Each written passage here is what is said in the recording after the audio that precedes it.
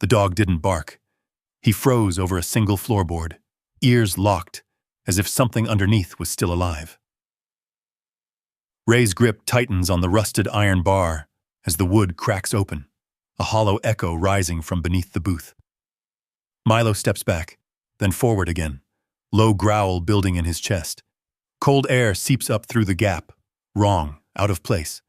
Ray pauses, listening. Something doesn't feel buried, just hidden. What do you think is under there? The porch light flickered once, then steadied into a dull yellow glow that flattened everything it touched.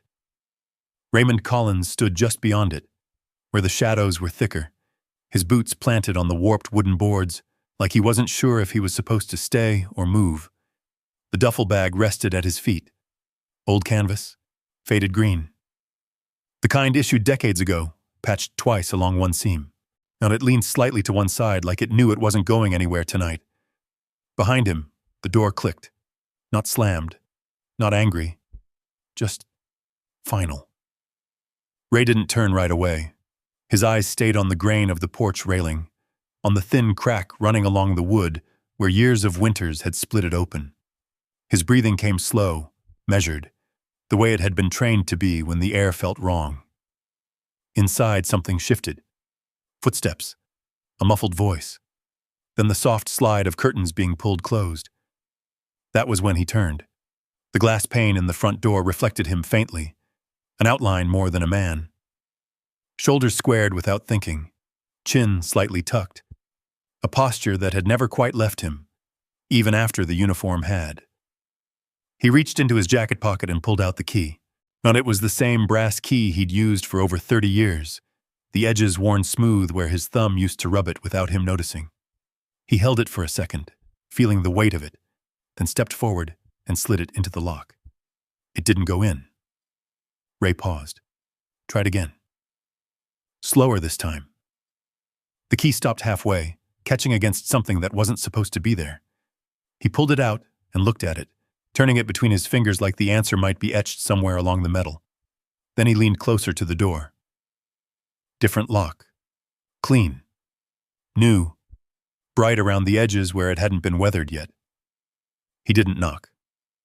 Inside, a television turned on. The volume came up just a little too fast, like someone was trying to cover the sound of everything else. Ray stood there a moment longer, and his hand still hovering near the handle, then let it drop. Behind him, a soft shift of weight. Milo.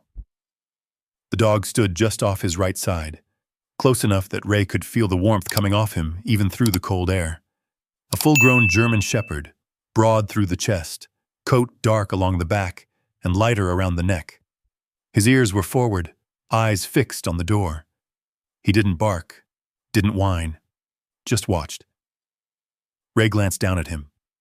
"It's fine," he said, voice low, even. Milo didn't move. Ray turned away from the door first. Not quickly, not slow either. Just done. He picked up the duffel with one hand. It was lighter than it should have been, or maybe he just didn't have as much left to carry. The night air pressed in around them as they stepped off the porch. The gravel driveway crunched under his boots. Each step clear, deliberate. No hesitation, no looking back. Halfway to the truck, a car passed at the end of the road. Headlights swept across the yard, cutting sharp white lines through the dark. For a split second, the beam hit him full in the face. Ray flinched. Not much. Most people wouldn't have noticed. But his shoulders tightened, his weight shifting just enough to angle his body sideways. 1 foot, half a step back. Eyes narrowing, scanning the edges of the light as if expecting something to come out of it. Then the car was gone. The darkness closed back in. Ray exhaled slowly, the tension draining out in pieces instead of all at once. His hand adjusted on the duffel strap, tightening his grip. "Just headlights," he muttered. Milo moved closer, brushing lightly against his leg. Not pushing. Just there. Just they reached the truck. It was an old Ford, paint dulled to a flat gray that barely caught the light anymore. The driver's side door creaked when Ray opened it, the sound echoing louder than it should have in the quiet. He tossed the duffel into the passenger seat, then paused with his hand on the doorframe. The house sat behind them, dark now except for the faint glow leaking through the edges of the curtains. No movement. No shadows crossing the windows. Nothing. Like he'd never been there at all. Ray reached into his pocket again, fingers brushing against the key before closing around it. He pulled it out, looked at it one last time, then slipped it back into his jacket. He climbed into the truck. Milo jumped in after him without being told, settling into the passenger seat with a practiced ease, turning once before lying down. Not his head rested near the edge of the seat, eyes still angled toward the house. Ray started the engine. It coughed once, then turned over, the low rumble filling the silence. The sound vibrated through the steering wheel, up into his hands. Familiar. Solid. Something that still responded when he asked it to. He sat there for a second, foot on the brake, headlights cutting across the yard. Then he shifted into gear. The truck rolled forward, tires crunching over gravel, the beam of light sliding slowly across the porch. The door, the window, where the curtain had been pulled tight. Milo lifted his head as they passed the end of the driveway, watching until the house disappeared behind the trees. Ray didn't look back. The road ahead stretched out, dark and empty, disappearing into the hills beyond town. No streetlights, no traffic, no, just a narrow strip of asphalt cutting through the night. He drove, hands steady on the wheel, eyes fixed forward. The porch light behind them flickered once more, then went out. By the time the road curved and the house was gone completely, there was nothing left but the hum of the engine, the soft rhythm of Milo's breathing, and the long, empty stretch of night waiting ahead. Ray adjusted his grip on the wheel, shoulders settling into a posture he hadn't used in years but hadn't forgotten either. No destination, no plan. Just movement. And the quiet understanding that whatever came next wasn't going to be inside that house. Not anymore. The road curved out of town without ceremony. One moment there were porches and mailboxes and the low glow of kitchen windows. The next, there was nothing but black tree lines and the narrow ribbon of asphalt stretching ahead. Ray kept the truck steady at 45.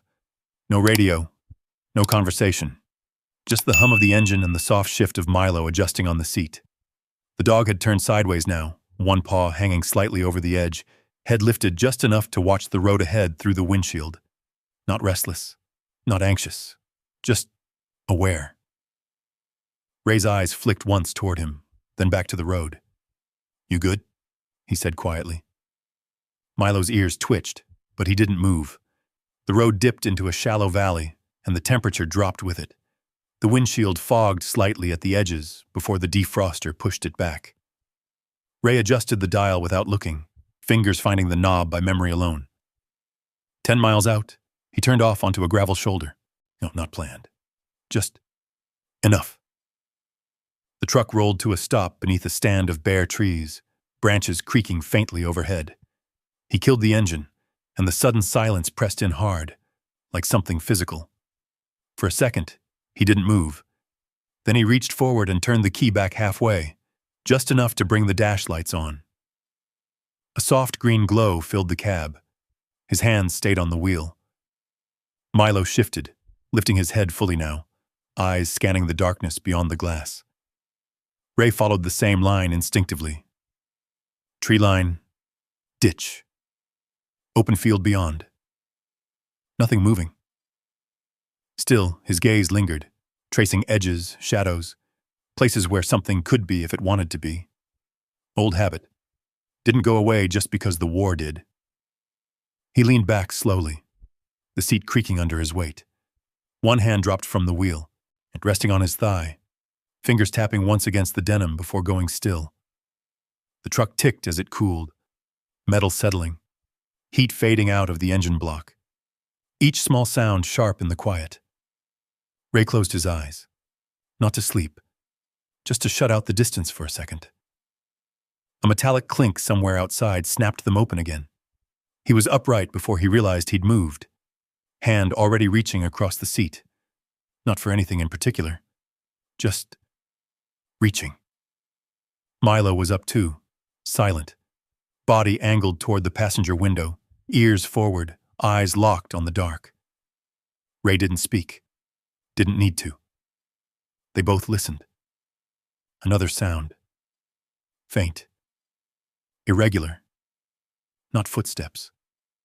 Branches, maybe. Wind shifting through the trees.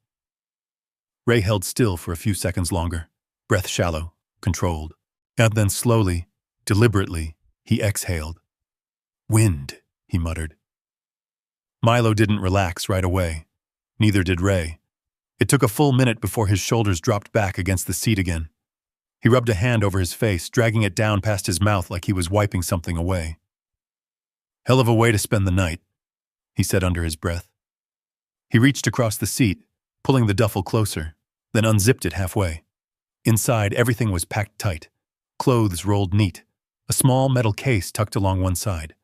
A flashlight. A worn paperback with the cover bent back at the corners. He didn't take anything out. Just checked. Closed it again. Milo lowered himself slowly, but not all the way.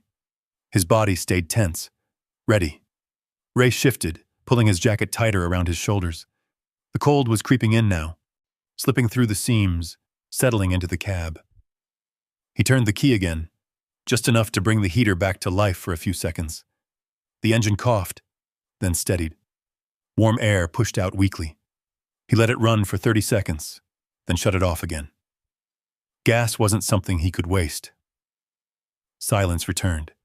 He leaned his head back, eyes open, watching the faint outline of branches against the sky through the windshield. Sleep didn't come. It didn't even try.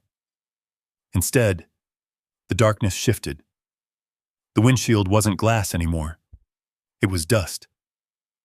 Brown, choking dust kicked up by rotors overhead. The hum of the truck engine twisted into something deeper, louder, thudding, rhythmic, too familiar. Ray's fingers tightened against his thigh. His jaw set. A flash, bright, sharp, cut across his vision. Not light. Memory. Incoming! The word hit him before the sound did. He was already moving, body dropping, shoulders turning, searching for cover that wasn't there. The seatbelt caught across his chest, jerking him back. The world snapped. Back to the truck. Back to the cold. Back to nothing but trees and empty road. Ray sucked in a breath like he'd been underwater too long. His hand was gripping the edge of the seat, hard enough his knuckles had gone pale. Milo was pressed against him now, weight solid against his leg, head nudging under his arm. Ray didn't push him away, didn't say anything, just let the contact sit there. His breathing slowed, in, out, again. After a while, he reached down and rested a hand against Milo's neck, fingers sinking into the thick fur. "All right," he said quietly. Milo didn't move. The night stretched on. No more sounds, no more headlights. Just the long, empty hours between one place and whatever came next. Sometime close to dawn, the sky lightened just enough to turn the darkness into shapes again. Ray hadn't slept. His eyes burned, but they were clear. He sat up slowly, rolling his shoulders once, working the stiffness out. "Come on," he said. Milo was already up. The engine turned over on the second try. Ray pulled back onto the road without hesitation. The horizon ahead was pale gray, the first hint of morning pushing through. No destination. Still no plan. But the road was there. And for now, that was enough. The morning came in thin and gray, the kind that didn't warm anything but still pushed the dark back just enough to see where you were going. Frost clung to the edges of the windshield, but feathered patterns that caught the first light and held it. Ray drove with one hand on the wheel, the other resting near the gearshift. His eyes moved constantly. Road, shoulder, tree line, mirrors, never settling too long in one place. Milo sat upright now, alert in a different way than the night before. His nose lifted slightly, catching scents that didn't reach Ray. Every so often, his ears twitched toward something out beyond the truck, then forward again. The highway narrowed as it climbed into higher ground. Fewer signs, fewer houses. Eventually, none at all. By mid-morning, the gas gauge dipped lower than Ray liked. He pulled into a small town without a name on the main road, just a faded sign at the turnoff that had lost half its letters to weather. A gas station sat at the edge of it, the kind with 2 pumps and a single-story building attached. He rolled to a stop beside the pump. The engine idled for a moment before he shut it off. Silence again, broken only by the distant hum of wind across open land. Ray stepped out, boots crunching lightly on the gravel. The cold was sharper here, cleaner. It cut through the layers without resistance. Milo jumped down beside him, stretching once before standing close. Ray glanced at the pump. Old. Mechanical. He pulled the handle, reset it, and began filling the tank. The numbers ticked upward slowly. He didn't watch them. Instead, his eyes scanned the area. The building, windows, reflections, movement inside. Nothing. Just an empty counter and a coffee machine sitting cold behind it. When the tank was half full, he stopped. Enough. Inside, the bell above the door gave a weak chime when he stepped in. The air smelled like stale coffee and motor oil. A woman sat behind the counter, mid-50s, reading glasses low on her nose. She looked up once, then again, taking him in more carefully the second time. "You passing through?" she asked. Ray nodded. "Yeah." Her eyes flicked to Milo, then back to Ray. "Dog-friendly around here," she said, almost as an afterthought. Ray didn't respond. He moved to the coffee machine, poured what was left into a paper cup. It came out thin and lukewarm. He drank it anyway. On a corkboard near the door, a cluster of papers was pinned in uneven rows. Notices, ads, lost pets, equipment for sale. One sheet stood out, white, clean, recently posted. Ray stepped closer, cup still in hand. County surplus auction, a list of properties. Now, most of it meant nothing. Old barns, storage sheds, land parcels. Then one line caught his eye. Former railway depot, decommissioned, demolition pending, $10. Ray read it once, then again. The paper shifted slightly in the draft from the door behind him. "Been sitting empty for decades," the woman said from the counter. "County's trying to clear it out before spring." Ray didn't look back. "Where?" "Couple hours north, out past the ridge. Not much out there." She paused. "No power, no water. Roof's probably half gone." Ray's eyes stayed on the line. $10. He reached into his pocket, fingers brushing against the folded bills inside. He didn't take them out yet. "Anyone buying it?" he asked. The woman gave a short, quiet laugh. "Not likely. Place isn't worth the trouble." Ray nodded once. That seemed to settle something. And he set the empty cup down, turned, and walked back to the counter. "I'll take the address." The woman studied him for a second, then reached under the counter and pulled out a small notepad. She wrote it down in neat, deliberate strokes, tore the page free, and slid it across. "You sure?" she said. Ray picked up the paper, folded it once. "Yeah." Outside, the wind had picked up. Milo was already waiting by the truck, watching the road. Ray climbed in, unfolded the paper, and set it on the dashboard. The address meant nothing to him, just another point on a map. But it was something. He started the engine. The truck pulled back onto the road, heading north now, away from anything familiar. The land changed slowly. Trees thinned. Hills rose. The road narrowed again, went winding through stretches of open ground where the wind moved unbroken. By early afternoon, the paved road ended. Gravel took over. Ray slowed slightly, adjusting to the loose surface, hands steady on the wheel. The truck rattled, every bump transmitted up through the frame. Milo leaned forward, bracing himself, eyes fixed ahead. The address led them to a small county office. One building, faded paint, a flagpole out front with a flag hanging limp in the cold air. Ray parked. Inside, the place was quiet. A desk, filing cabinets, a single man behind the counter, older, hair gone mostly gray. He looked up as Ray entered. "Can I help you?" Ray set the folded paper on the counter. "Depot." The man glanced at it, then back at Ray. "You hear about that?" "Yeah." The man leaned back slightly, so studying him the same way the woman at the gas station had, taking in the jacket, the posture, the the dog waiting just outside the door. "You know what it is?" he asked. "Abandoned," Ray said. The man nodded slowly. "More than that.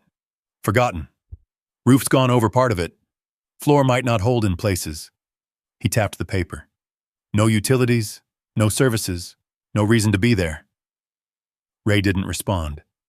The man opened a drawer, pulled out a folder, and set it on the counter. $10, he said. "That's the county fee. You sign, it's yours. No guarantees, no refunds." Ray reached into his pocket. He pulled out the folded bills, smoothed them once against the counter, set them down. The man looked at the money, then at Ray again. There was a pause, just long enough to matter. Then he took the bills. "All right," he said quietly. Well, he turned the folder around, opened it, and pointed to a line. "Sign there." Ray picked up the pen. His hand hovered for a fraction of a second. Then he wrote, "Raymond Collins." The letters came out clean, straight, no hesitation. The man stamped the paper with a heavy metal seal. The sound echoed through the room, flat and final. "That's it," he said. "You own it." He slid a small key across the counter. Old, iron, cold. Ray picked it up, turning it once between his fingers. Different from the one in his pocket. Different from the one that hadn't worked. Outside, Milo shifted his weight, watching through the glass. Ray closed his hand around the key. "Where is it?" he asked. The man gave him directions. Simple. Straight. "Last mile's rough," he added. "You'll see it when you see it." Ray nodded once. That was enough. Well, he turned, pushed the door open, and stepped back into the cold. Milo fell in beside him immediately. No questions, no hesitation. They got into the truck. Ray placed the key on the dashboard, next to the folded address. The engine turned over. The truck rolled forward. Behind them, the county office shrank into the distance. Ahead, the road climbed into the hills, and somewhere beyond that, a place no one wanted, a place no one needed, a place that, for $10, was his. The road narrowed until it barely deserved the name. Loose gravel gave way to packed dirt, then to something in between. 2 worn tire tracks cutting through scrub and dry grass. The truck bounced harder now, the suspension complaining with every dip. Ray didn't slow more than necessary. Hands steady, eyes moving, tree line to the left, open slope to the right. No structures, no fences, no sign of anyone. Milo had shifted forward again, standing with his front paws braced against the edge of the seat. Nose lifted slightly toward the windshield. His ears flicked once, then locked forward. Ray noticed. "Yeah," he murmured. "I see it." He didn't yet, but he trusted the pattern.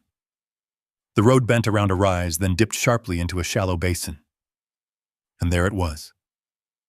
The depot sat alone in the middle of it, like something that had been placed there and then forgotten. Weathered wood, once painted a deep red, now faded to a dull, uneven brown. The roof sagged slightly along one side. A section near the back collapsed inward where beams had given up years ago. A narrow platform ran along the front, boards warped and gray with age. No tracks, and just a long strip of bare ground where they used to be, stretching out in both directions before disappearing into brush. Ray eased off the gas. The truck rolled the last 50 yards in silence. He stopped short of the platform, engine idling. Milo was already staring at the building, body still, muscles tight under his coat. Ray didn't get out right away. He let the engine run, scanning.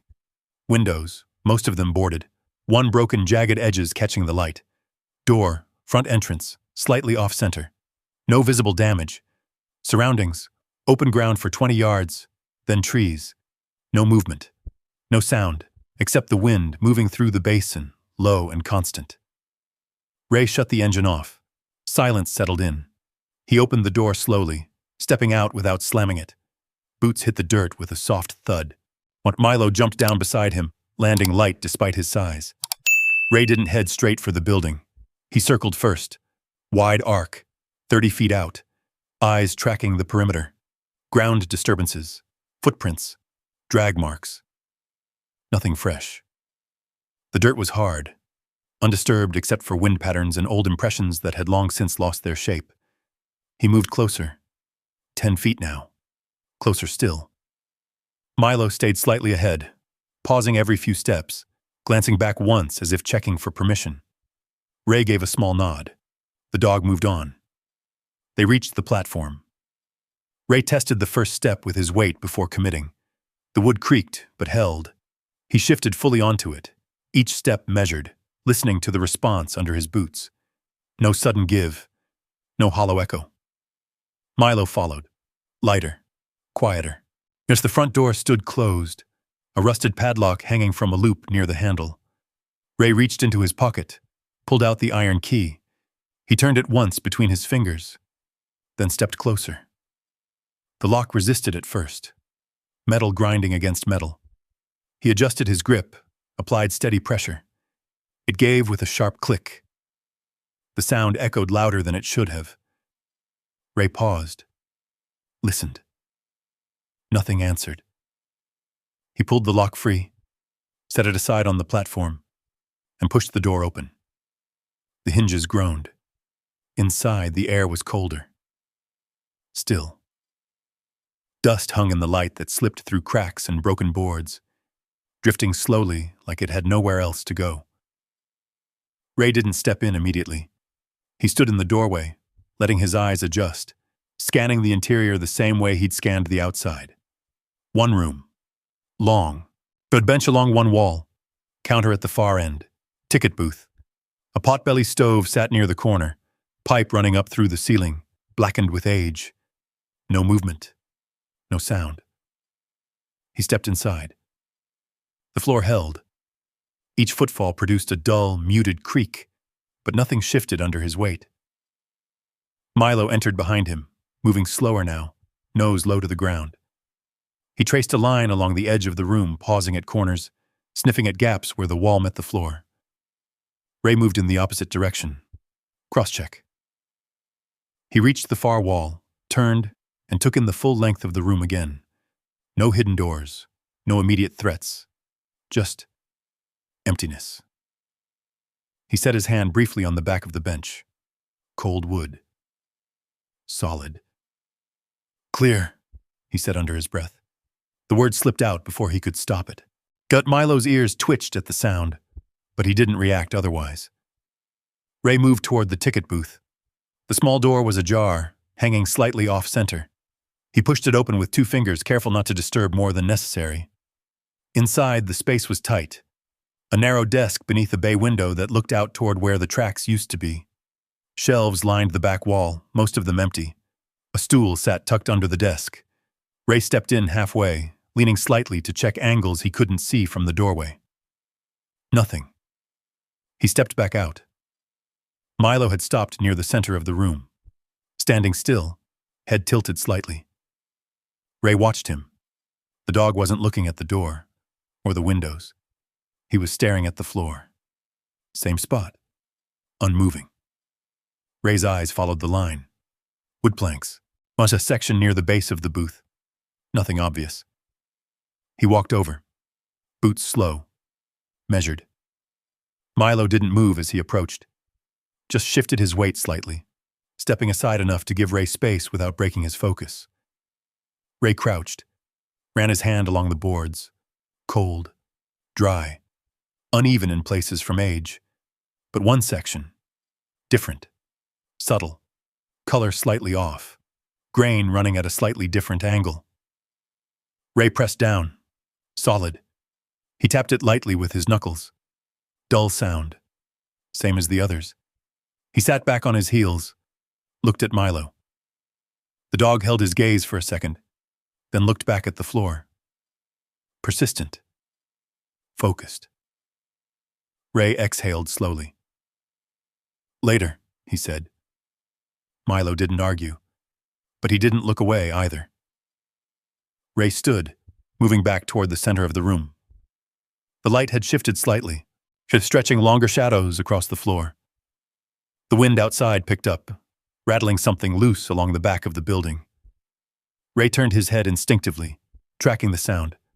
his body angled toward it before his mind caught up. Old reflex.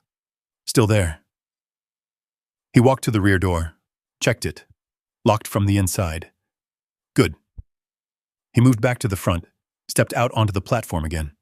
The basin was empty, still, silent. Ray stood there for a moment, taking it in. No neighbors, no traffic, no noise except the wind. He glanced back inside. At the bench, the stove, the booth. At Milo, still standing over that same section of floor, as if waiting for something. Ray stepped back in, closed the door behind him. The latch clicked into place. Inside, the silence deepened. He set the duffel down near the bench, almost rolled his shoulders once, then again. The movement loosened something that had been tight since the night before. Not much, just enough. Milo finally lay down, but not fully. Front paws stretched forward, head resting just above them, eyes still on that spot. Ray noticed. Of course he did. He looked at the floor again, then at the dog, then back at the room. Later, he repeated quietly. Outside, the wind moved across the empty railbed. Inside, the depot held its silence, waiting. The light shifted slowly across the floor as the afternoon leaned toward evening. It slipped through the broken window near the back, stretched thin across the boards, and settled in long, pale strips that made every crack and knot in the wood stand out sharper. Ray moved through the space without hurry, and he set the duffel near the bench and opened it, pulling out what he needed with the kind of efficiency that came from years of not carrying anything unnecessary. A folded blanket, a small metal tin, a flashlight. Each item placed within reach, not scattered, not wasted. Milo hadn't moved far, still near the same spot, still watching the same section of floor. Ray noticed it again when he straightened up. "You pick your ground, huh?" he said quietly. No answer, just that steady focus. Ray crossed the room, crouched once more, and ran his hand over the boards. The same difference. Subtle, but there. Enough to register. He pressed down harder this time. Nothing gave. He tapped again, knuckles against wood. Same dull sound. He leaned closer, bringing his ear near the floor, listening for anything beneath. Nothing, and just the hollow quiet of a place that hadn't been disturbed in years. Ray sat back on his heels. "Not today," he muttered. He stood and stepped away. Milo didn't follow. The dog shifted once, adjusting his position, then lay back down exactly where he had been before, front paws framing that patch of wood like he was guarding it. Ray let it go for now. Outside, the wind picked up as the sun dropped lower, the air growing sharper with it. The temperature inside the depot followed, seeping through the walls, settling into the floorboards. Ray moved to the potbelly stove. He opened the small iron door. Empty. He crouched, checked the flue pipe. Clear enough. No recent use. No soot buildup beyond what had been there for years. He stepped back out, scanning the area around the depot. Dry brush, fallen limbs, dead wood. He gathered what he could find within a short radius, moving quickly but not carelessly, always keeping the building in sight. He didn't stray beyond the open ground. Not yet. Back inside, he stacked the wood beside the stove, built the fire small, controlled. A few strips of old newspaper from the duffel. A match struck against the side of the tin. Flame caught. Slow at first, then steady. The heat came gradually, pushing back the cold in a tight circle around the stove. Shadows shifted again, softer now, less sharp. Milo lifted his head briefly at the crackle of the fire, then lowered it again, eyes drifting, but not away from the floor. Ray sat on the bench. The wood creaked under his weight, but held. He leaned forward, forearms resting on his knees, hands hanging loose. For a while, he just watched the fire, or listened to it. The small sounds, wood splitting, air pulling through the flue, were steady, predictable. Nothing like the random noise of the outside world. His shoulders loosened slightly. Not much. Just enough. The light faded completely, leaving the room lit only by the fire and the faint gray of the sky through the broken window. Night came in fast here. No streetlights, no distant glow, just darkness pressing in from every side. Ray stood and moved to the door, checking it again before sliding the latch into place. Then to the rear door, same process, same quiet confirmation. He turned once more, scanning the room. Angles, corners, lines of sight, everything accounted for. He stepped back to the bench and sat again. Milo shifted, not toward him, toward the floor, as a low sound rolled up from the dog's chest, barely a growl, more a vibration than a warning. Ray's head snapped up. "Hey," he said softly. Milo didn't look at him. His eyes stayed locked on that same spot. The growl deepened slightly. Not loud, not aggressive. Focused. Ray stood, moved toward him, each step slow, measured. He stopped just behind the dog, following the line of Milo's gaze down to the floor. Nothing had changed. Same boards, same color difference, same stillness. Ray crouched again. "Easy," he murmured. Milo's body was tense now, muscles coiled but held in check. He didn't lunge, didn't paw, just held. Ray reached out, placed a hand lightly on the dog's neck, felt the tension there. Alive. Alert. Not fear. Something else. Ray shifted his weight, bringing his face closer to the boards again, and listening. At first, nothing. Then, a sound. Faint. So faint it could have been imagined. A soft, irregular tick. Not mechanical, not steady, just something. Ray froze. The fire cracked behind him, a sudden sharp pop that echoed louder than it should have. Milo flinched, then steadied again, eyes never leaving the spot. Ray stayed still for another few seconds. Then slowly, very slowly, he leaned back. The sound didn't repeat. He exhaled. "Old wood," he said under his breath. "Shifting." But the words didn't sit right. Milo didn't move, didn't accept it. Ray stood, pulling his hand away. "Enough," he said, firmer this time. He stepped back, gave the dog space. Milo hesitated. Then, slowly, he lowered himself again. But he didn't relax, not fully. His head stayed up, eyes half-lidded but fixed, watching. "Guarding." Ray returned to the bench, sat. The fire burned lower now, the warmth shrinking with it.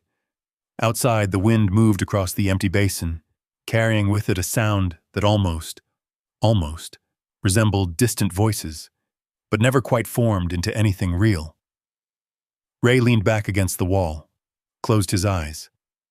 Just for a second. The darkness behind his eyelids shifted. Shapes. Movement. A flicker of light that wasn't fire. A sound, sharp, metallic, cut through the memory before it could fully form. Ray's eyes snapped open. He was already moving, half rising from the bench, hand reaching again for something that wasn't there. The depot came back into focus. Fire, bench, Milo, still in the same spot, still watching.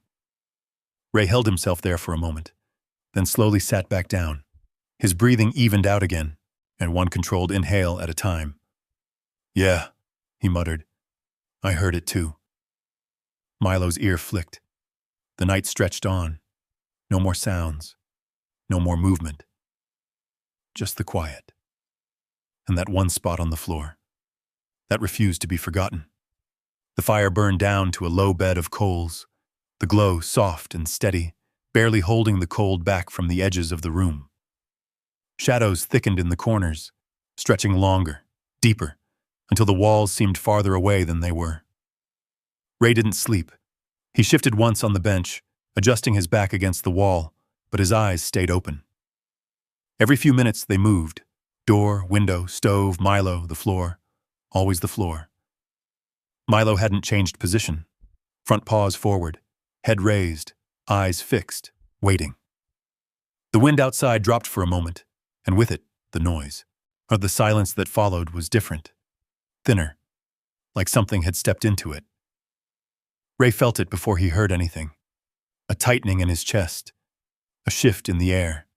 His hand moved, slow, controlled, resting against the bench beside him as he leaned forward just enough to listen. There, a faint crunch. Not wood, not the building. Outside. Milo's ears snapped forward. No growl this time. Just stillness. Ray didn't speak, didn't move too fast. He reached down, fingers closing around the flashlight from the duffel, but he didn't turn it on. Light was a signal, and right now he wasn't ready to give one. Another sound. Closer. Footsteps. Measured. Not wandering. Deliberate. Ray stood. Quiet. Weight shifting without a sound from bench to floor. He moved toward the door, staying just off-center, a body angled so he wouldn't be framed if someone looked through the cracks. Milo rose with him, silent, staying low. Ray placed one hand lightly against the door, feeling for vibration. Nothing. But the footsteps were there, circling, not random. They stopped, right outside. Ray's breathing slowed. He leaned slightly, bringing his eye to the narrow gap where the door didn't quite meet the frame. Darkness. Shapes. Two figures. Close enough now that he could make out outlines. One taller, one shorter. Both moving with purpose. Not lost. Not passing through. Looking. The shorter one crouched near the platform, running a hand along the boards. The taller one scanned the area, turning slowly, checking the tree line. Ray pulled back. His jaw tightened. Milo shifted slightly, a low vibration building again in his chest. Ray's hand dropped to the dog's neck. "Hold," he whispered. Milo froze. The word landed. Outside, a beam of light flicked on. Flashlight. It swept across the platform, then toward the door, the beam cutting through the gaps in thin lines. Ray didn't flinch, didn't step back. He held his position, just out of the direct angle, letting the light pass. The beam moved on, back to the boards. The crouched figure tapped something. A dull knock. Then another. Ray's eyes flicked toward the spot inside. The same spot.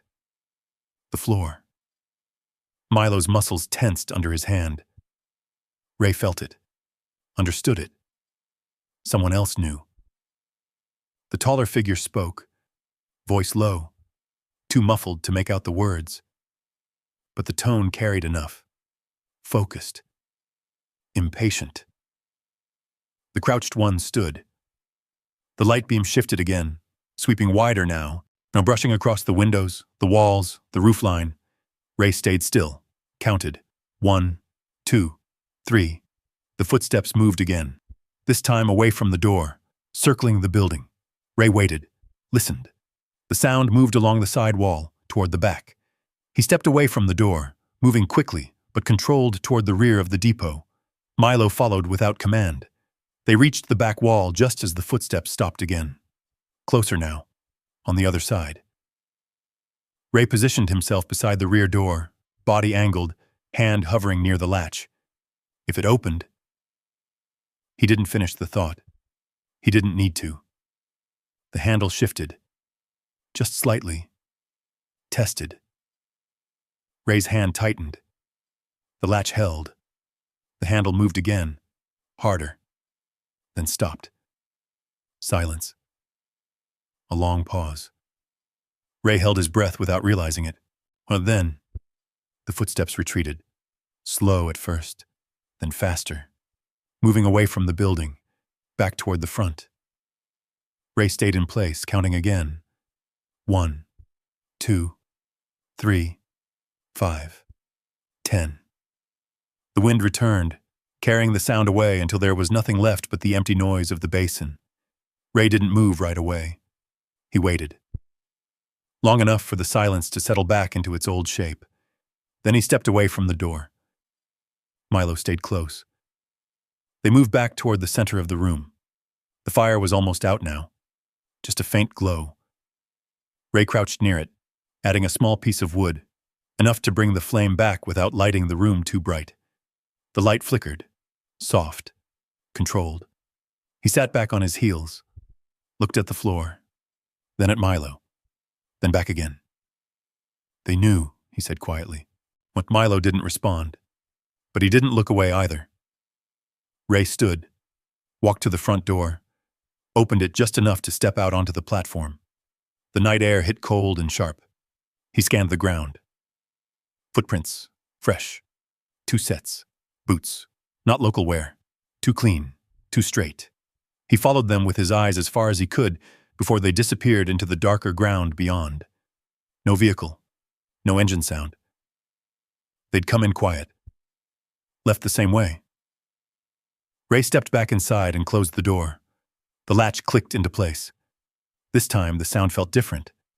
He crossed the room again, stopping over the spot. The boards didn't look any different. Didn't feel any different. But now, they weren't just old wood. They were something someone else had come for. Ray stood there a moment longer. Then he turned away, and moved back to the bench. Sat. His posture changed slightly. Not relaxed. Not anymore. Set. Focused. The kind that didn't belong to a man just trying to find a place to sleep. The kind that belonged to someone who understood what it meant when something was worth coming back for. Milo lay down beside him. Not stretched out. Not resting. Waiting. The depot was quiet again. But it wasn't empty anymore. Not the way it had been before. Now. It was a place someone had tried to enter. A place someone had searched. And a place, though, they would come back to. The rest of the night didn't move forward so much as it stretched. Ray didn't try to sleep again. He sat on the bench with his back to the wall, eyes open, tracking the slow burn of the fire until it collapsed into ash. Every sound outside felt closer now, but every shift of wind carried more weight than it had before. Milo never fully settled. He lay down, but not flat. His head stayed up, angled toward the center of the room, ears catching things Ray couldn't hear yet. Every so often, his nose twitched, pulling in air that carried more information than sight ever could. Ray watched him more than the room now. That was the difference. Before, he had trusted the space. Now he trusted the dog. Sometime near dawn, the sky lightened just enough to soften the edges of the darkness. The cold crept in harder with the fading fire, pushing Ray to his feet. He moved without hesitation. First the door, opened just a fraction, checked the outside. Empty. Then the perimeter again, boots tracing the same arc from the day before. The footprints were still there, clearer now in the pale light. No, 2 men, same size as he remembered, not wandering, focused. Ray crouched near one of the impressions, brushing a finger along the edge. The soil hadn't been disturbed beyond that. No extra movement, no circling.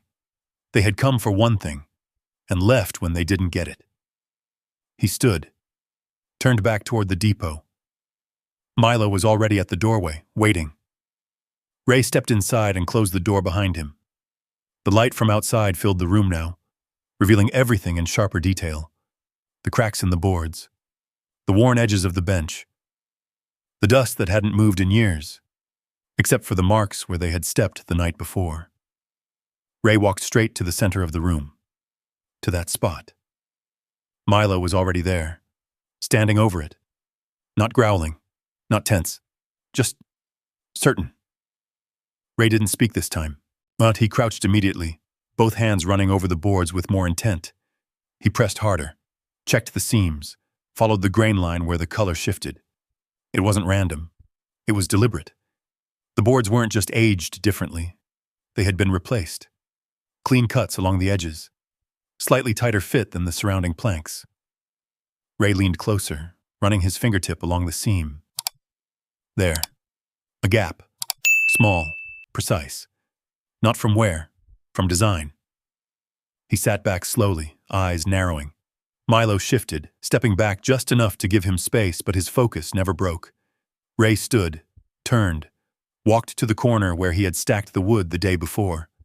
He sifted through it, pushing aside lighter pieces until he found something solid. a length of old iron bent slightly at one end, well, probably part of something that had broken off years ago. He tested the weight. Good enough. Back at the spot, he dropped to one knee and positioned the iron against the edge of the board. He didn't rush. Set the angle. Adjusted. Then applied pressure. The wood didn't move at first. Just a dull resistance like it had been part of the floor forever. Ray shifted his grip. Pressed harder. The iron bit into the seam. A sharp crack split the silence. The board lifted. Just slightly. But enough. Milo stepped back another inch, watching. Ray slid the iron deeper, using the leverage now, pulling upward in slow, controlled motion. The section of flooring rose together. Not separate boards. One piece. A panel. It creaked as it came up, the hinges beneath stiff from disuse but still holding. Ray stopped halfway. Listened. Oh, nothing. No sound from outside. No movement. Just the quiet. He lifted the panel fully. Beneath it, a hollow space. Boxed in. Deliberate. The wood inside was darker, sealed tighter than the floor above, and in the center of it, a metal box. Rectangular. Old. Edges worn but intact. Next to it, a folded flag. Tight. Precise. Triangular. Ray froze. For a second, the room disappeared. Not completely. Just enough. The shape of the flag pulled something forward from somewhere he didn't go anymore. Rows of them. Lined up. Each one folded the same way. Each one meaning the same thing. Milo shifted slightly, breaking the moment. Ray blinked. The depot came back. The cold. The dust. The box. He reached down slowly, lifting the flag first. Careful. Both hands. It had weight to it, not just cloth, but something held in the way it had been folded. Time. Meaning. Memory. He set it gently on the floor beside him, then turned to the box. His fingers hovered for a moment above the metal lid before settling onto it. Cold. Solid. Real. He lifted it. Heavier than it looked. Not empty. He set it beside the flag, then reached back into the compartment. There was more. An envelope. Thick paper, yellowed with age. Handwritten. To whoever finds this. Ray stared at the words. The handwriting was steady, clean, the kind that came from repetition, discipline. He picked it up, held it for a second, then placed it on top of the box. Milo stepped closer now, nose dipping toward the open space, then back to Ray. Ray exhaled slowly. His hand moved to the edge of the panel. He hesitated, not because he was unsure, but because once he opened that box, whatever was inside it would change the shape of everything that had led him here. The night, the footsteps, the reason two men had walked into the dark looking for this exact spot. Ray glanced at Milo. The dog met his eyes, still, steady, waiting. Ray nodded once, more to himself than anything else. Then he reached for the lid and lifted. The hinges didn't creak. That was the first thing Ray noticed. For something that had been sealed beneath a floor for decades, the movement was smooth. Almost maintained. The lid opened halfway before he stopped. Waited. Listened. Nothing outside. No footsteps. No wind pushing at the walls. Just the faint shift of dust settling in the light. He opened it the rest of the way. Inside, bundles, neatly stacked. Neatly, with paper bands wrapped tight around old bills, the edges worn but intact. The color was different from what circulated now. Duller, heavier somehow, like it had weight beyond the paper. Ray didn't touch them. Not yet. He just looked. Let his eyes move over the contents without reacting. Money. A lot of it. But not new. Not recent. Old currency. Organized. Intentional. Beneath the stacks, something else. A leather pouch. dark. Cracked with age, but still holding its shape. Ray reached in and lifted it out. He loosened the tie and opened it carefully. Inside, coins. Silver. Each one wrapped in thin, yellowed paper. He unwrapped one. $1. Old mint, heavy in his hand. He turned it once, then set it aside. At the bottom of the pouch, a watch. Pocket-sized. Metal casing worn smooth from years of handling. But Ray's fingers paused when they touched it. He knew the shape. Didn't need to see the face. He lifted it slowly. The weight settled into his palm like something familiar. He pressed the latch. The cover clicked open. The glass inside was clean. The hands still. Stopped at a time that didn't mean anything yet. Ray stared at it longer than the money. Longer than the coins. The watch felt different. Not valuable. Not in the way the rest of it was. But important. Milo shifted closer, nose brushing lightly against Ray's elbow. Ray exhaled, closed the watch, set it beside the box. His attention moved to the envelope. He picked it up again, turned it over. The paper was thick, edges slightly curled, but the writing held. To whoever finds this. No name, no date on the outside. Just that, as Ray slid a finger under the flap. It gave easily. Inside, a single folded sheet. He pulled it out. Unfolded it once. Twice. The ink had faded to a soft brown, but the lines were clear. Careful handwriting. Consistent. The kind of script that came from years of writing the same way, every day. Ray read, silently. The room didn't move while he did.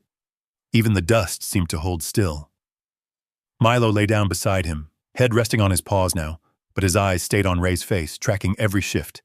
Ray's expression didn't change much, but something in the way his shoulders settled did. The letter was short. No wasted words. No explanations that didn't matter. Just facts.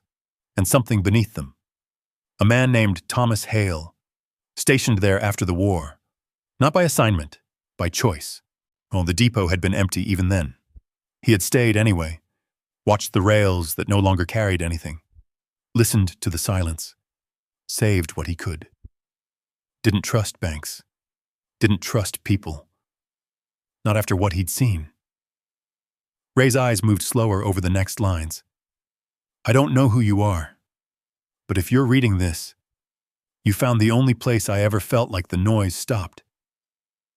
Ray stopped there. The words didn't blur, didn't shake, they just sat. Heavy. Familiar in a way that didn't need explanation. He read the rest. Simple instructions. Take what's here. Keep the flag folded. Don't waste it. The last line.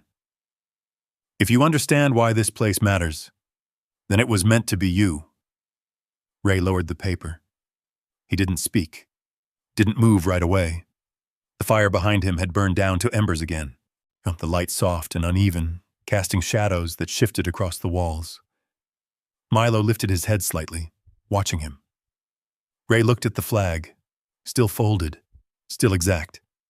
He reached out and picked it up again, held it in both hands. The fabric was older than anything else in the room, but it hadn't been treated carelessly. The folds were sharp, maintained, respected. Ray adjusted his grip slightly, careful not to disturb it. He set it on the bench beside him instead of the floor, higher, out of the dust. Then he looked back at the box, at the money, at the watch, at the letter in his hand. None of it felt like a windfall. None of it felt like luck. It felt passed down. Not through family, not through blood. Through something else. Milo shifted again, this time resting his head against Ray's leg. Oh, the weight was steady, grounding. Ray reached down without thinking, fingers brushing through the dog's fur once. Yeah, he said quietly. The word didn't carry far. It didn't need to. He folded the letter carefully along its original creases, placed it back in the envelope, set it beside the watch. Then he looked at the open compartment in the floor, at the space that had been hidden for years, at the reason those men had come in the night. His posture changed again, subtle, but clear. This wasn't something he had stumbled into. It was something that had been left, and something others were already looking for. Ray reached for the panel, lowered it halfway, stopped. His eyes moved to the door, then to the windows, then back to the floor. He closed the compartment fully, pressed the boards back into place. They fit tight, clean, like they had never been moved. Milo stood, walked back over, sat, directly on top of it, guarding. Ray watched him for a second, then nodded once. Good. He gathered the box, the envelope, the watch, moved them to the bench, out of sight from the center of the room. Not hidden, but not exposed. The light outside had shifted again, late afternoon now. Time had passed without him noticing. Ray stood near the door, looking out over the empty basin. The wind had picked up again, moving the grass in long waves. Nothing else moved. But the silence felt different now. Not empty, not untouched. Held. Like something had been found. And something else had begun. The light drained out of the basin faster than it had the night before. Cloud cover rolled in low, flattening the sky into a dull sheet of gray that swallowed the last of the sun without ceremony. By the time Ray stepped away from the doorway, the depot had already slipped into shadow again. He didn't waste time. The box stayed closed on the bench, pushed back just far enough that it wouldn't catch the eye from the center of the room. The envelope sat on top of it, the watch beside it. The flag, carefully folded, rested a little higher, away from everything else. Not hidden, but not obvious. Ray moved through the depot with a different rhythm now, less tentative, more deliberate. He checked the doors again, then the windows, adjusting a loose board near the broken pane so it angled inward instead of out. Less light escaping that way. Less signal. Milo followed every movement. Not underfoot. Not in the way. Just present. While when Ray crossed the room, the dog crossed too, always ending up a few feet behind or beside him, never losing track of his position. Outside, the wind carried a sharper edge now, the kind that came ahead of colder air. Ray stepped onto the platform one last time before full dark. He crouched near the edge, studying the ground where the footprints had been.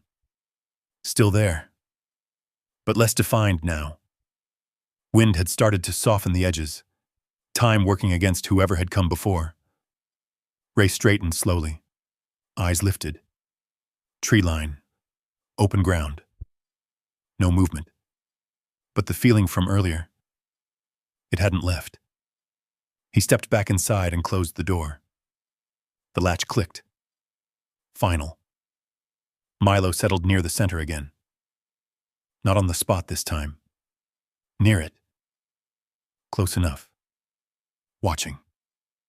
Ray sat on the bench, leaning forward slightly, his elbows resting on his knees. The fire was small again, just enough to hold the cold back in a tight circle. His eyes moved across the room. Every angle, every shadow. Waiting. The first sound came just after full dark. Not loud, not sudden.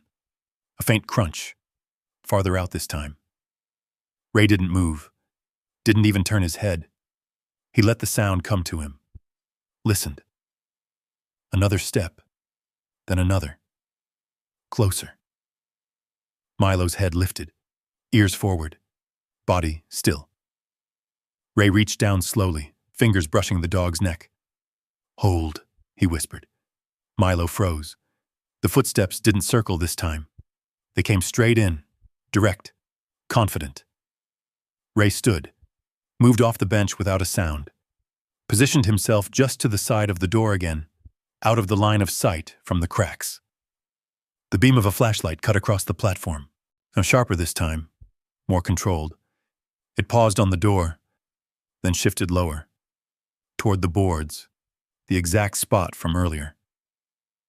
Ray's jaw tightened. They remember. he murmured under his breath. The handle moved, harder than before. Tested. The latch held. A low voice outside, clearer this time. "Someone's in there!" Ray didn't react, didn't answer, didn't shift. The beam of light flicked off. Darkness pressed in again. Then, a dull thud against the door. Not a full hit, more like a test. Another voice, von sharper. "Don't, not yet." A pause. The air held. Then footsteps moved away from the door. Not leaving. Repositioning. Ray stepped back from the wall. Motioned once with his hand. Milo moved instantly. Low. Silent. They crossed the room together, angling toward the back. The rear door. Ray positioned himself beside it again, hand hovering near the latch. The footsteps came around the side of the building. Faster this time. Less careful. They stopped just outside the back wall. A scrape of metal. Something dragged lightly against wood. Ray's eyes flicked toward the floor, then back to the door. "They're trying the other side," he whispered. Milo's muscles coiled. The handle jerked once, twice, harder. The wood around the frame creaked. Ray didn't wait. He reached for the latch, lifted it quietly, stepped back. The door swung inward just enough to break the seal, and a figure stumbled forward into the space. Ray moved. Fast. One step. Shoulder turned. He drove into the man's center of mass, redirecting momentum, sending him off balance. The man hit the floor hard, and a second figure appeared in the doorway, light flashing back on. Milo launched. No hesitation. No command. He hit the second man low, jaws clamping onto the arm holding the light. The beam spun wildly, cutting across walls, ceiling, floor in chaotic bursts. "Get him off!" the man shouted. Ray didn't look back. He had the first man pinned, one knee across his chest, one hand locking the wrist that reached for something at his sit. A blade. Small. Folded. Ray twisted. The man gasped, grip loosening. The knife dropped. Milo growled, deep, raw, holding his position. The second man struggled, trying to pull free, but Milo held fast. Then, a flash. Steel. The man swung blindly. Milo yelped, sharp, high. The sound cut through the room like a crack. Ray's head snapped up. "Milo!" The dog released immediately, backing off, but not retreating far. Blood. Dark against his fur. The second man stumbled back, clutching his arm, then turned and bolted into the dark. The first man followed, scrambling to his feet, slipping once before regaining balance and disappearing after him. Silence hit hard. Sudden. Absolute. Ray was already moving. Across the room. Dropping to one knee beside Milo. "Let me see," he said, voice low but tight. Milo stood still, breathing heavy, but steady. Ray's hands moved through the fur, searching. There. A cut along the shoulder. Not deep, but enough. Blood seeped through the coat, warm against Ray's fingers. "Damn it," he muttered. Milo didn't pull away, didn't whine again. Just stood there, holding. Ray exhaled once. Sharp. Controlled. Then he moved. Fast now. Back to the duffel. The metal kit came out, opened with practiced motion. Gauze, antiseptic, needle, thread. Everything laid out in seconds. "Stay with me," he said quietly. Milo lowered himself to the floor. Head up, eyes on Ray. The same look he'd had earlier. Trust. Ray worked. Hands steady despite the tremor that tried to creep in. He cleaned the wound first. Milo flinched once, then held. No sound. "Good," Ray murmured. "That's good." He stitched carefully. Each motion precise. Muscle memory taking over where thought didn't need to. The depot was quiet again. But it wasn't the same quiet. Not anymore. Ray tied off the final stitch, pressed gauze into place. His hand rested there for a second longer than necessary. "Stay," he said. Milo didn't move. Ray leaned back slightly, breath leaving him slow. His eyes lifted, to the door, still open, to the dark beyond it. Empty, but not safe. Not yet. He stood, walked to the door, closed it, latched it, then turned back. Milo lay on the floor, head resting low now, eyes still open, watching. Ray looked at him, then at the floor, then at the bench, the box, the letter, the reason they had come. "They'll be back," he said quietly. Milo didn't answer. Didn't need to. Ray stepped closer, sat back down on the bench. His posture had changed again. No more uncertainty, no more waiting to see what this place was. Now, he knew. And whatever had been left here wasn't just his to find. It was his to defend. The night didn't end after that. It just changed shape. Ray didn't sit back down right away. He stood in the center of the depot, listening, but letting the echo of what had just happened settle into something he could measure. Outside, nothing. No retreating footsteps, no engine, no voices. Just wind again, brushing low across the basin like nothing had ever disturbed it. Ray didn't trust it. He moved first to Milo, dropped to one knee beside him. The dog lay where he had settled, chest rising steady, eyes open but calmer now. The gauze held in place, darkening slowly where the blood had worked through. Ray's hand hovered for a second, before pressing lightly against the bandage. "Easy," he murmured. Milo's ear flicked. No pull away, no tension, just a quiet acknowledgement. Ray nodded once. Then he stood and crossed to the door again, opened it just enough to slip outside. Cold hit harder this time, sharper, the kind that woke everything up whether you wanted it to or not. He stepped onto the platform and scanned. Ground, tree line, horizon, nothing. But he crouched anyway, checked the dirt again. Fresh disturbances now. Boot prints overlapping the old ones. A scuffle near the back corner. One deeper impression where someone had pushed off hard to run. Ray followed the line out as far as he could. They had left fast. Not organized, not careful. That told him enough. He stood, turned once more, taking in the full perimeter, then went back inside. The door closed, latched. This time, he didn't move away from it right away. He leaned his weight into it briefly, feeling the wood, the frame, the resistance. Testing. It would hold for now, but not forever. Ray stepped back, looked around the depot again. Well, really looked this time. Not as shelter, not as a place to pass through. As ground. The bench, solid enough for rest, but positioned too far from the door. The stove, good for heat, bad for light discipline. The windows, weak points. The floor, now the center of everything. His eyes settled on the spot where the panel lay hidden again, then shifted to Milo, then back. "All right," he said quietly. He moved, fast now, purpose. He dragged the bench, slow, controlled, keeping the noise minimal, until it angled toward the door instead of the wall. Not blocking it, just changing the line. Better position. He shifted the duffel closer, opened it. Inventory, flashlight, knife, kit, spare clothes, limited, but enough. He pulled out a length of cord, thin but strong, moved to the door, tied one end to the handle, and the other to a support beam beside the wall.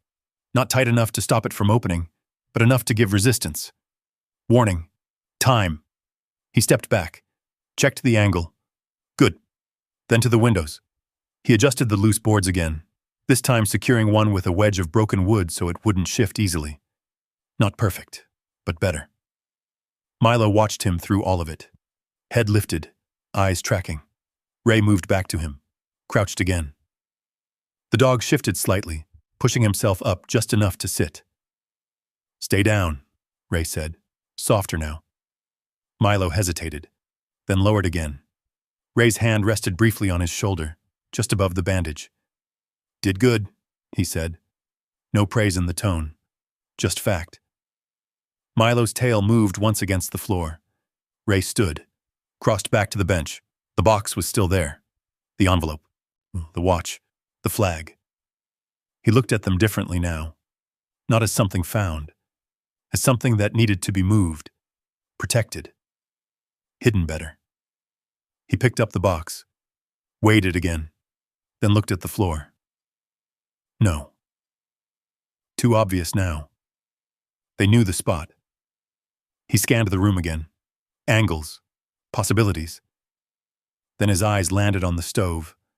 The base, heavy, solid, unlikely to be disturbed. He moved to it, knelt, checked underneath. Enough space. He shifted the box there, pushing it back just out of immediate view. Not perfect, but it would do for now. The envelope went with it. The watch. He hesitated, then slipped it into his jacket pocket instead. Closer. The flag. He lifted it again, hands careful. This time he didn't set it down. He carried it to the bench, placed it beside where he had been sitting, just within reach. The depot settled again. Different now. Not abandoned. Not waiting. Occupied. Held. Ray sat. Back to the wall again. But not the same wall as before. This time his line of sight covered both doors, both windows, and the center of the room.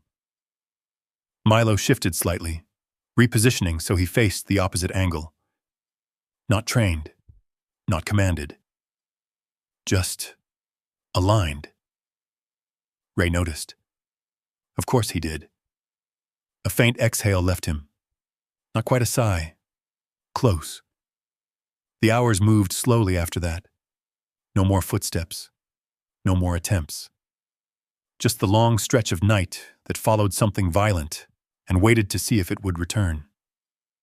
At some point, the wind died down completely. The silence that followed was thicker than before, deeper. Ray's eyes stayed open, but his breathing changed, slower, more even, not sleep, but something close to rest. The kind you got when your body stopped fighting the moment and just held it. Milo's head lowered gradually until it rested against his paws. Still awake. Still aware. But conserving. Outside, the basin held nothing.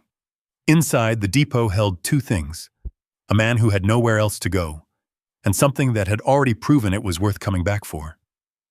Ray's hand rested lightly against the edge of the bench, fingers still. But ready, morning would come, and when it did, he would move. Not away. Forward. Because whatever had been left here wasn't just a gift. It was a line, and he wasn't stepping back from it. Morning didn't arrive all at once. It came in layers. First, a faint gray through the broken window, then a slow lifting of shadow along the floor. Then the edges of things, bench, stove, walls, returning piece by piece as if the room was remembering itself. Ray was already awake. He hadn't moved much. Same position, same line of sight. But something in him had shifted overnight. Less reactive. More set. Milo stirred first. A small shift of weight. A quiet exhale. Then his head lifted, eyes scanning the room before settling on Ray. Ray nodded once. Easy. He stood slowly, joints stiff but controlled, and crossed to the door. He didn't open it right away, just rested his hand against it, feeling for anything beyond the wood. Nothing. He cracked it open. Cold air slipped in, cleaner than the day before. The wind had died down overnight, leaving the basin still. Ray stepped out. Boots on wood, then dirt. He moved straight to the ground where the footprints had been. They were fading now. Edges softened, details lost, time doing its work. Ray crouched anyway, studied what remained. Angle of approach, distance between steps, weight distribution. One of them had favored his right leg. Subtle, But there. Injury? Habit? Something else? Ray filed it away. He stood and turned in a slow circle, scanning the perimeter again. Still nothing. No return. Not yet. He went back inside. Closed the door. Latched it. Milo had moved to the center of the room again, but this time he wasn't fixed on the floor.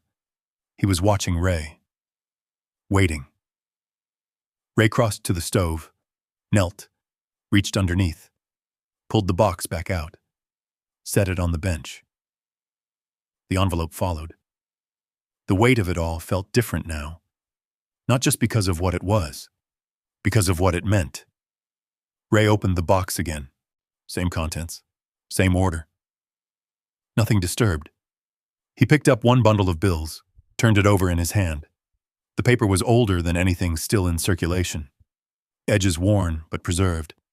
He set it down, reached for the envelope, opened it again. Read the letter a second time, slower now, each line settling deeper. Thomas Hale, a man who had come back from war and chosen not to go back into the world. A man who had stayed in a place like this, not because he had to, because he couldn't go anywhere else. Ray's jaw tightened slightly, not from anger, from recognition. He folded the letter again. Careful, exact. Set it down.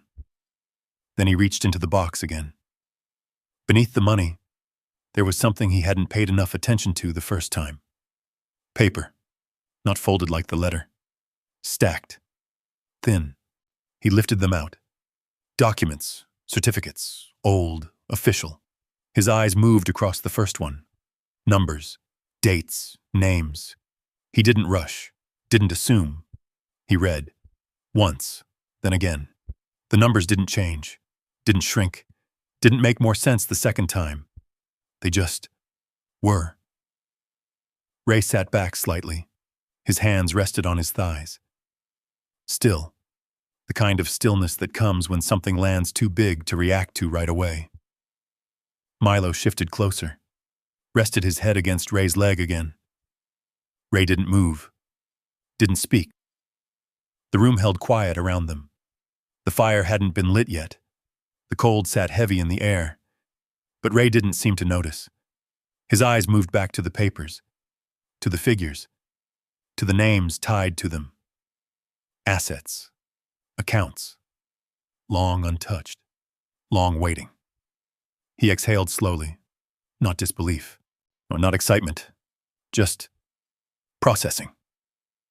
He reached down, picked up the watch again, turned it in his hand, opened it. The hands were still stopped. He pressed the crown gently. Nothing. Wound. Forgotten. He closed it. Held it a second longer. Then slipped it back into his pocket. Close. The letter sat on the bench. The money in the box. The documents in his hand. Ray looked at all of it. Then at Milo. The dog looked back. No reaction. No expectation. Just presence. Ray nodded once. Yeah, he said quietly. Not to the dog. Not to the room, to something else. He gathered the papers, stacked them, placed them back in the box, closed the lid. Not rushed, not careful. Just done. He stood, walked to the door, opened it again. The basin stretched out the same as before, empty. Still, but different now. As Ray stepped onto the platform, the cold air hit his face. He didn't react. His eyes moved across the land, measuring, thinking. Not about leaving, about staying, about what this place had been and what it was now. He turned back inside, looked at the depot, at the bench, at the stove, at the floor, at Milo, then back to the door. They'll come again, he said quietly. Milo didn't move. Ray stepped back inside, closed the door. This time, when the latch clicked, it didn't sound like something shutting him in. It sounded like something he was holding. The depot wasn't just shelter anymore. It wasn't just a place to stop. It was something that had been waiting. For someone who understood it. For someone who wouldn't walk away from it. Ray moved back to the bench, sat, his posture steady, grounded. The kind that didn't come from comfort. The kind that came from knowing exactly where you stood. And for the first time since the night on the porch, Ray Collins wasn't looking for somewhere to go. He was deciding what to do with what he'd found. The decision didn't come all at once. It came in pieces. Small, quiet ones. Ray stood in the center of the depot, the morning light cutting across the floor in long, pale lines. Dust drifted through it, slow and steady, like time itself hadn't left, just paused. Milo moved first, not toward the door, not toward the floor, toward the bench. He rested his head beside the folded flag, careful without knowing why, then lowered himself onto the wood, eyes lifting toward Ray. Waiting. Ray watched him for a second, then nodded. "Yeah," he said. "That was enough. The work started that day. Not big changes, not all at once, just the kind that held." He cleared the floor first, swept the dust out in slow passes, pushing it toward the door and out onto the platform. The sound of the broom against the boards was steady, rhythmic, predictable. Milo followed the movement with his eyes, occasionally shifting to stay out of the way, but never leaving the room. The broken window came next. Ray pulled the loose board free, measured it against the frame, adjusted it until it fit tighter. Not perfect, but stronger. He checked the stove again, cleaned out what was left, rebuilt the fire with better structure this time, smaller, hotter, controlled. The warmth spread differently now, more even, more reliable. Days passed, then more. The basin changed slowly as winter edged closer. The wind came and went. Frost settled deeper each morning. Ray worked through it all, not rushing, not wasting movement. Each fix had purpose. Each adjustment held. Milo healed slower. The wound closed, but the fur around it stayed darker, uneven where it had grown back. He moved carefully at first, favoring the shoulder, but he didn't stop. He stayed at the door more now, positioned just inside the threshold. Watching. Always watching.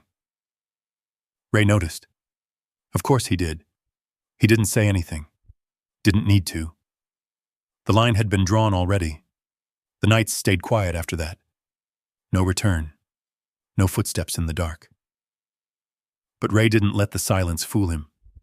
He kept the door secured, kept the light low, kept his position where he could see everything that mattered. Weeks passed before the first person came, and a man on foot, older, backpack worn thin at the straps. He walked the old rail line like it still meant something, boots following a path that hadn't carried a train in decades. He stopped at the edge of the clearing, saw the depot, hesitated. Ray watched from inside. Didn't move right away. Milo stood, ears forward, body still. The man stepped closer, slow, not cautious, just unsure. Ray opened the door. The movement was enough. The man froze for a second, then raised a hand in a quiet greeting. Ray stepped out onto the platform. No weapon, no threat, just presence. The man nodded. "Didn't expect anyone out here," he said. Ray didn't answer right away, just studied him. Posture, hands, eyes.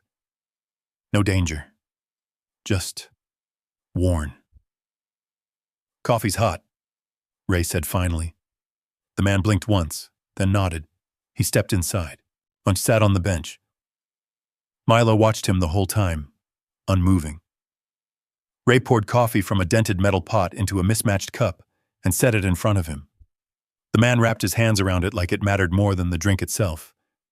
"Appreciate it," he said. Ray nodded once. Didn't ask questions. Didn't offer any. The man stayed a while, not talking much, just sitting, warming up. Then he left. Same way he came. Quiet. No promises, no expectations. More came after that. Not many, but enough. Hikers, lost travelers, people who had drifted too far from wherever they were supposed to be. Each one stopped the same way. Saw the depot, hesitated, then stepped closer. Ray didn't turn it into something formal. Didn't hang a sign at first. Didn't make it a business. He just kept the door unlocked. Kept the fire going. Kept the coffee hot. And let the place do what it had always done. Wait. The sign came later. A small piece of wood, hand-painted. Simple. Whitlock stop. It hung beside the door. Nothing more. One afternoon, months after the first visitor, a truck appeared at the edge of the clearing. Ray saw it before it stopped. He was already standing by the door when the engine cut. Milo stood beside him. The driver stepped out slowly. Younger, mid-30s, clean jacket. City shoes not made for dirt roads. He walked forward a few steps, stopped, looked at the depot, then at Ray. There was something in the way he held himself. Not fear, not uncertainty. Something closer to hesitation. Ray didn't move, didn't speak. The man took another step, then another, until he reached the platform. Or up close now, close enough that Ray could see the lines around his eyes, familiar lines, even if the face wasn't. "Dad," the man said. Ray didn't react right away, didn't shift, didn't step forward. Milo glanced up at him once and then back to the man. The silence held. Then Ray opened the door. Not wide, just enough. "There's coffee," he said. The man blinked, surprised, then nodded slowly. He stepped inside, sat on the bench, hands resting on his knees like he didn't know where else to put them. Ray poured a cup, set it down in front of him, the same way he had for everyone else. No more, no less. They didn't talk much, didn't need to. The man stayed a while, then stood. "Place looks good," he said. Ray nodded once. The man hesitated at the door, like he wanted to say something else, then didn't. He stepped outside, walked back to the truck, drove away. Ray watched until the vehicle disappeared beyond the ridge. Then he turned back inside, closed the door. Milo moved to the entrance again. Lay down, head resting just above his paws, watching. Ray sat on the bench, the flag beside him, the watch in his pocket. The fire steady, the light soft. Outside, the old rail line stretched out into the distance. Empty, but not forgotten. Ray leaned back slightly, his posture settling into something that hadn't existed before. Not survival, not waiting. Something else. Milo shifted, resting his head against Ray's boot. The contact was light, but constant. Ray didn't move. Didn't need to. Some places weren't meant for trains anymore. Some places weren't meant for people passing through. Some places, they just waited. And when the right person finally stepped into them, they didn't ask questions. They didn't demand anything. They just held the door open. And maybe that's all any of us are really looking for. A place that doesn't push us away. A place that doesn't ask too many questions. A place that simply says, "You can stay." If this story meant something to you, I want to hear it. You don't have to write a long comment. Just type 1 if you believe everyone deserves a second chance, or type 0 if you think some doors, once closed, should stay closed. And if you've ever had a moment in your life that changed everything, just write here so we know you're still standing. Make sure you subscribe if you want more stories like this. Real stories about quiet strength, second chances, and the places that wait for the right person to arrive. There's another story waiting for you right now. We'll see you there.